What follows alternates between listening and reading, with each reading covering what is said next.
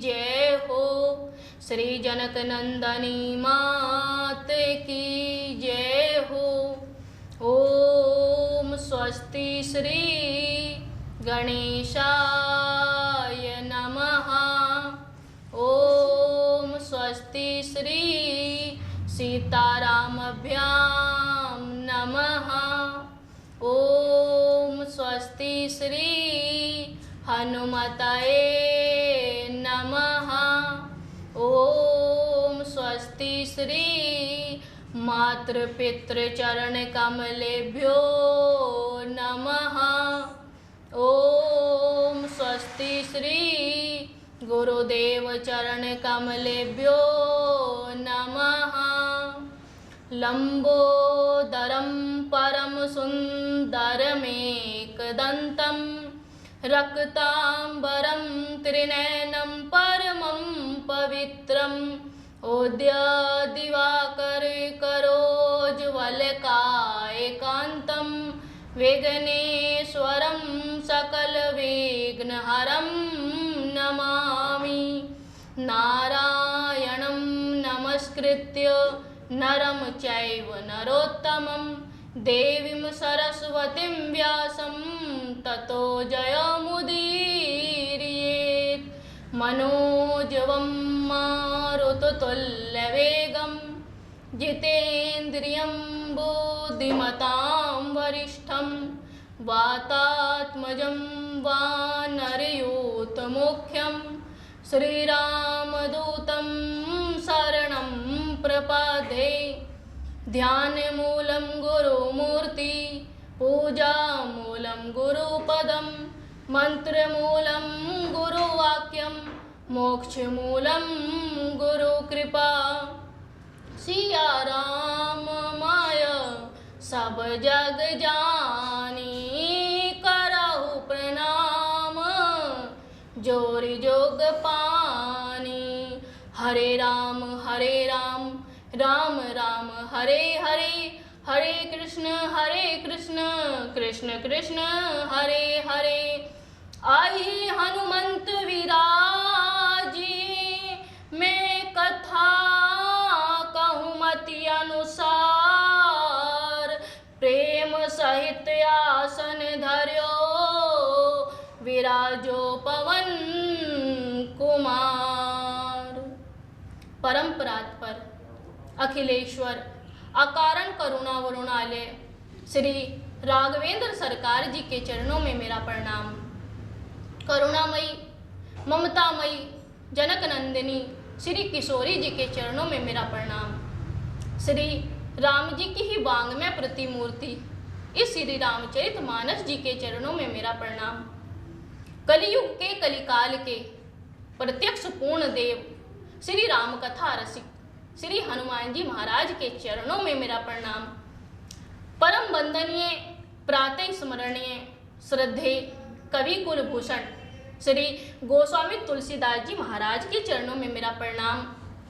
अज्ञान के अंधकार से ज्ञान के प्रकाश की ओर ले जाने वाले मेरे सतगुरुदेव भगवान के चरणों में मेरा प्रणाम।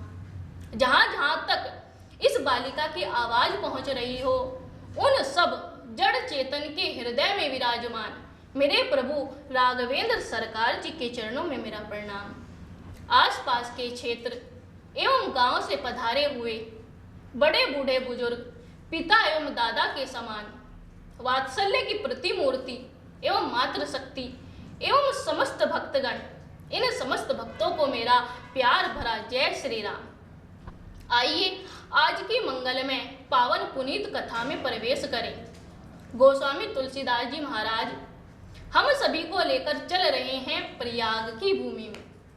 गोस्वामी तुलसीदास जी कहते हैं, जाग बलिक जो कथा सुहाई भर दुआज मुनि बरहि सुनाई। राम सिया राम जय जय राम। राम सिया राम जय जय राम।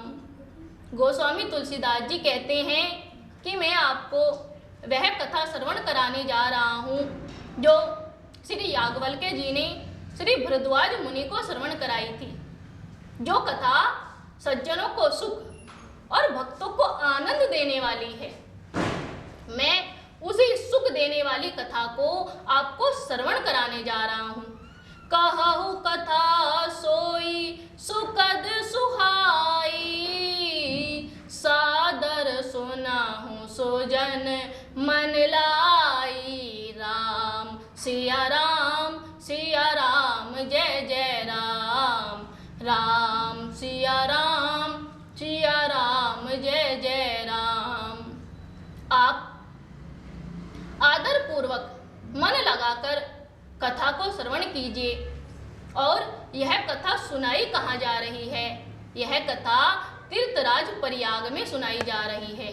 देखा जाए तो पूरे भारतवर्ष में केवल तीर्थराज प्रयाग ही एक ऐसे हैं जिन्हें तीर्थों का राजा कहा जाता है, वरना किसी स्थान को राजा नहीं कहा जाता।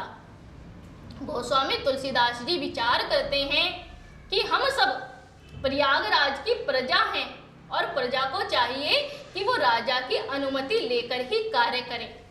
और जो हमारे भरद्वाज मुनि हैं ना, वो तीर्थराज प्रयाग में ही बसते हैं। कितना सुंदर संयोग है। भरद्वाज मुनि बसहि प्रयागा, तिन्हि राम पद अति अनुरागा।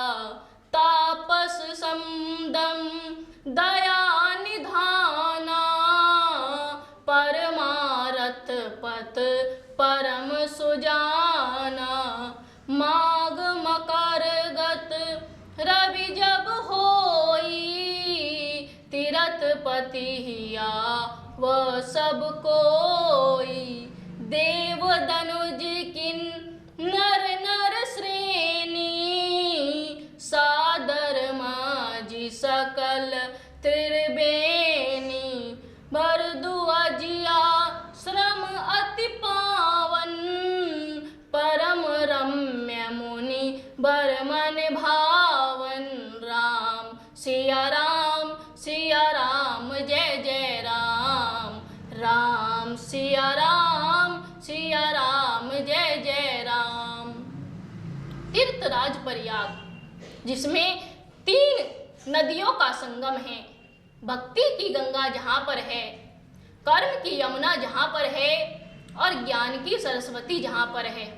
इन 3 नदियों के संगम पर एक अद्भुत संत रहते हैं, भरद्वाज मुनि, जिनका श्री राम जी के चरणों में अत्यंत अनुराग है। वो तपस्वी, दया के निधान और परमार्थ कार्य में सबसे आगे हैं। एक बार ऐसा हुआ कि वहां मेला लगा। माघ के महीने में कुंभ का मेला तीर्थराज प्रयाग में। माघ के महीने में जब सूर्य मकर राशि में जाते हैं, तब सब लोग तीर्थराज प्रयाग को आते हैं। तो अनेक जगहों से, देशों से, शहरों से, गांवों से देवता, दैत्य, किन्नर, संत, महात्मा और भक्त लोग वहां पर पधारे। सबने 1 माह तक वहां पर कल्पवास किया और भरद्वाज मुनि के आश्रम पर कथा चलती रहती थी। तो प्रातःकाल सब उत्साहपूर्वक स्नान करते थे तीर्थराज प्रयाग में और फिर भगवान की गुणों की कथाएं सुनते थे। तो वहां सब आनंद लेते थे। और जब 1 महीना पूर्ण हुआ, 1 महीने के पूर्ण होने के पश्चात, चूंकि नगर के बहुत महान संत हैं भरद्वाज जी, इसलिए भरद्वाज मुनि को प्रणाम करते हुए सभी लोग जाने लगे। एक बार भरी मकर नहाए, सब मुनीस आश्रम न सिधाए। जाग बलिक मुनि परम विवेकी, भरद्वाज राखे पद टेकी। सादर चरण सरोज पखारे, अति पुनीत आसन बैठारे। करि पूजा मुनि सुज सुबखानी, बोले अति पुनीत मृदुबानी। नाथ एक सन सौ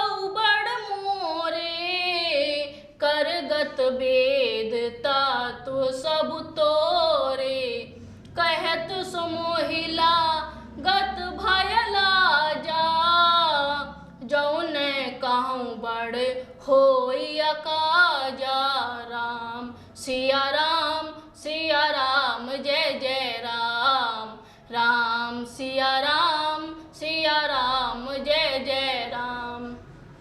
एक महापूर्ण होने के पश्चात जब सभी लोग भरद्वाज मुनि को प्रणाम करके जाने लगे तो एक संत ऐसे थे जिन्होंने विदाई मांगी तो भरद्वाज जी ने उनके चरण पकड़ लिए। याज्ञवल्क्य मुनि उनका नाम है। भरद्वाज जी ने याज्ञवल्क्य मुनि से कहा कि महात्मन अभी आप न जाएं, मेरी आपसे विनम्र विनती है, आप रुक जाइए।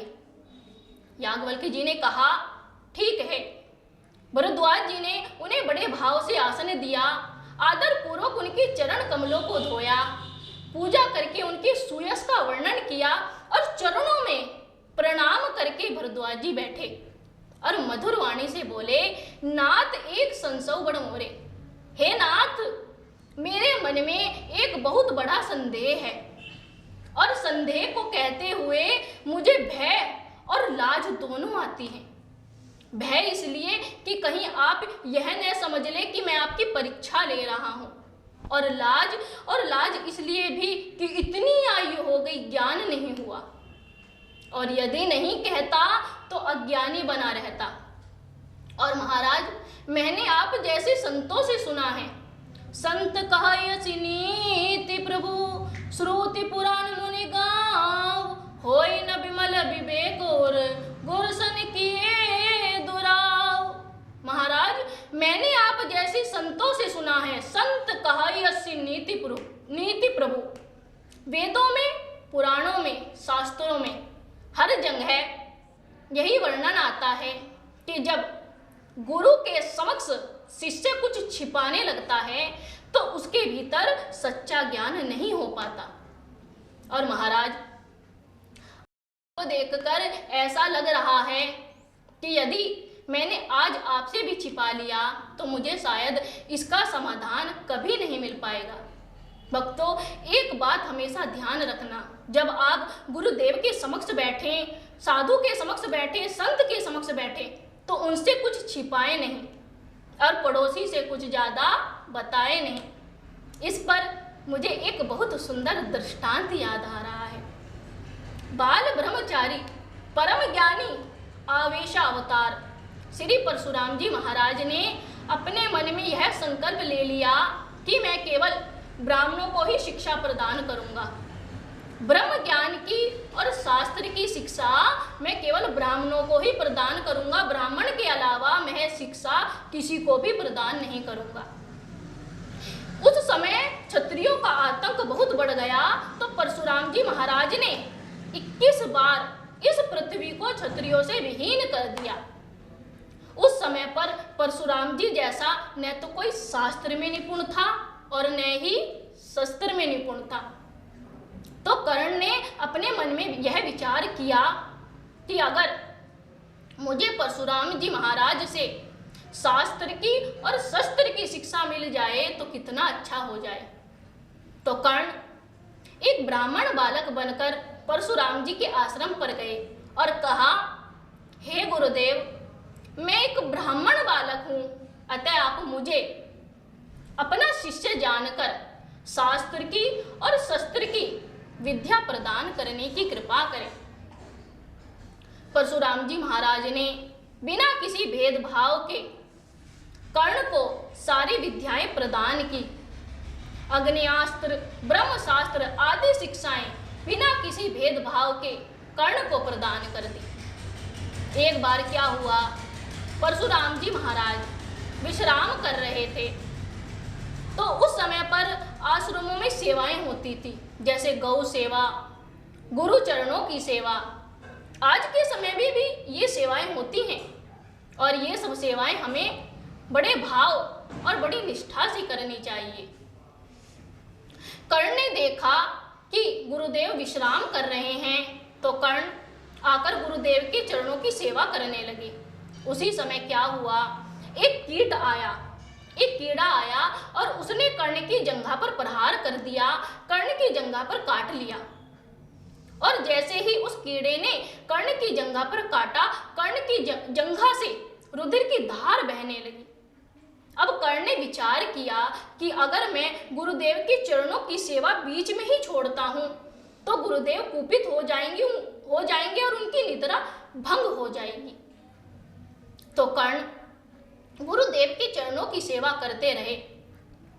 कीड़े ने इतनी तेजी से काटा था कि रुधिर बहुत तेजी से बहा और परशुराम जी की पीठ पर जाकर गर्म गर्म लगा। और जैसे ही वह पीठ पर लगा तो परशुराम जी की निद्रा भंग हो गई। परशुराम जी उठकर बैठ गए और कहने लगे, कर्ण, ये रुधिर कहाँ से आ रहा है?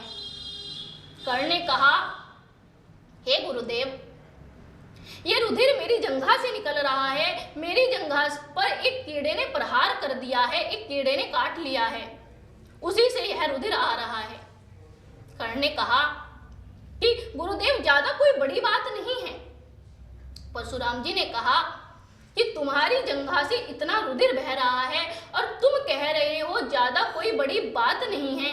फिर परशुराम जी महाराज ने अपने मन में विचार किया कि यह ब्राह्मण बालक नहीं हो सकता, यह ब्राह्मण बालक नहीं हो सकता, क्योंकि ब्राह्मण बालक जो है वो कभी इतना कष्ट सहन कर ही नहीं सकता।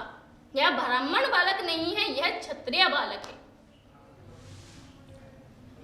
कर्ण से पूछा कि कर्ण, सत्य सत्य बताओ, तुम कौन हो? तुम ब्राह्मण बालक नहीं हो सकते। कर्ण ने कहा, हे गुरुदेव, आपने सही पहचाना, मैं ब्राह्मण बालक नहीं हूं, मैं क्षत्रिय बालक हूं। यह सुनकर परशुराम जी महाराज को बहुत क्रोध आया और कहा कि कर्ण, तुमने मुझसे झूठ बोलकर, असत्य बोलकर सारी विद्याएं ग्रहण की हैं। मैं तुम्हें श्राप देता हूं कि समय आने पर यह सब विद्याएं तुम्हारे किसी काम नहीं आएंगी। ऐसा श्राप दे दिया। भरद्वाज जी याज्ञवल्क्य मुनि से कहते हैं कि आज आपको देखकर ऐसा लग रहा है कि यदि मैंने आज आपसे भी छिपा लिया तो मुझे शायद इसका समाधान कभी नहीं मिल पाएगा। श्री याज्ञवल्क्य मुनि ने कहा कि भरद्वाज जी, कहिए क्या प्रश्न है? तो भरद्वाज जी ने बहुत प्यारा प्रश्न किया है। राम नाम कर अमित प्रभावा, संत पुराण उपनिषद गावा, संतत जपत शंभु अविनाशी, शिव भगवान ज्ञान गुण राशि, शिव भगवान ज्ञान गुण राशि। महाराज, मैंने राम नाम की बहुत महिमा सुनी है। जिसे देखो सब राम नाम की महिमा गाते हैं। हमारे संत महात्मा लोग तो दिन भर राम नाम की महिमा गाते हैं। यहाँ तक कि कैलाश निवासी भोलेनाथ भी, जो ज्ञान और गुणों की राशि हैं, वो अविनाशी शिव भी राम नाम की महिमा गाते हैं। महाराज, मुझे ये समझ नहीं आता कि ये राम कौन है। राम कवन प्रभु पूछहु तो ही, कहिए बुझाई कृपा निधि मोहि। एक राम अवधेश कुमारा, तिनकर चरित विदित संसारा, तिनकर चरित विदित संसारा। एक राम को तो मैं अच्छी तरह जानता हूँ, वो जो अयोध्या वाले राम हैं, जिनका जनकपुर में विवाह हुआ और पुनः अयोध्या आए और फिर माँ कैकेयी के अनुसार उन्हें 14 वर्ष के लिए वन जाना पड़ा और वहाँ रावण ने उनकी पत्नी का हरण कर लिया।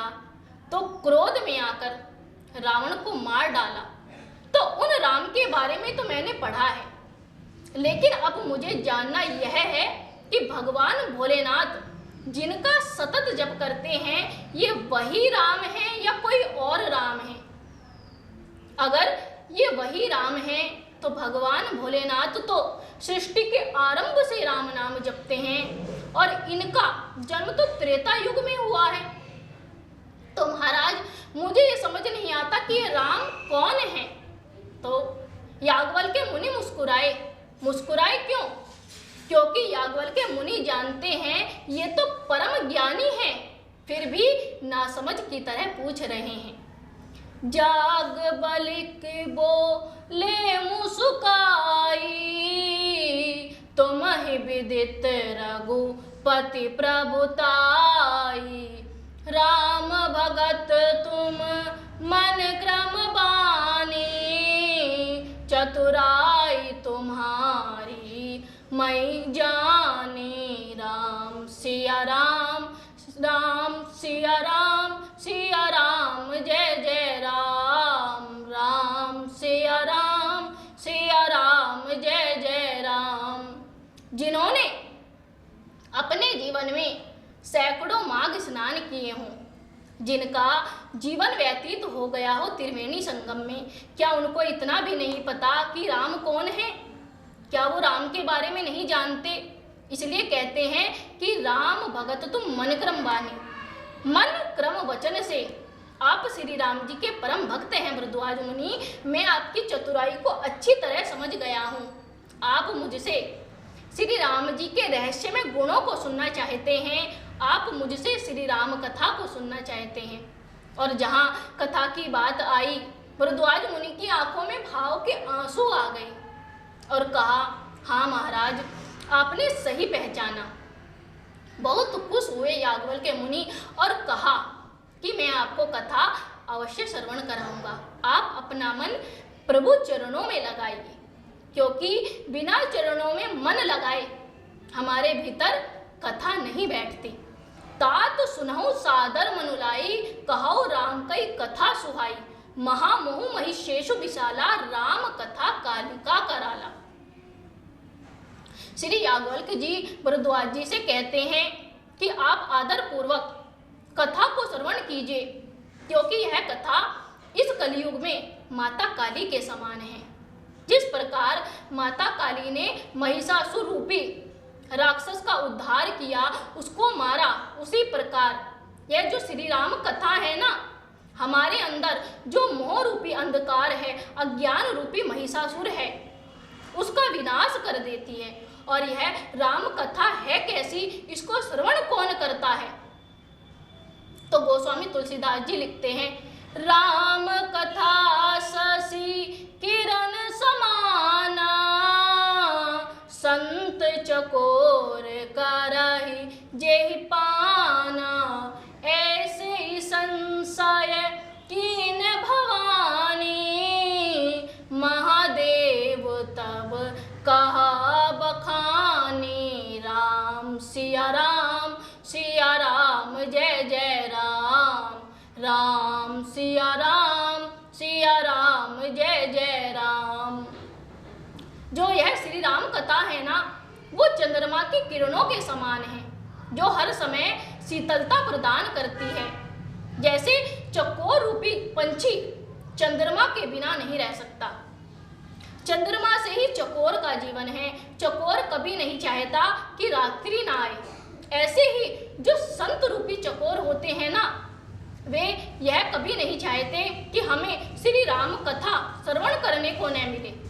वे हमेशा यही चाहते हैं कि हम राम कथा का हमेशा पान करते रहें और इसी राम कथा रूपी अमृत को पीकर ही वो जीवित रहते हैं। श्री याज्ञवल्क्य जी कहते हैं कि हे भरद्वाज जी, एक बार ऐसा ही प्रश्न माँ भवानी ने भगवान भोलेनाथ से किया था, और जो उत्तर भगवान भोलेनाथ ने माता पार्वती को दिया था, वही उत्तर मैं आज आपको बता दे रहा हूँ। आज की वाणी को सद्गुरुदेव भगवान के चरणों में समर्पित करते हैं। जय जय श्री सीता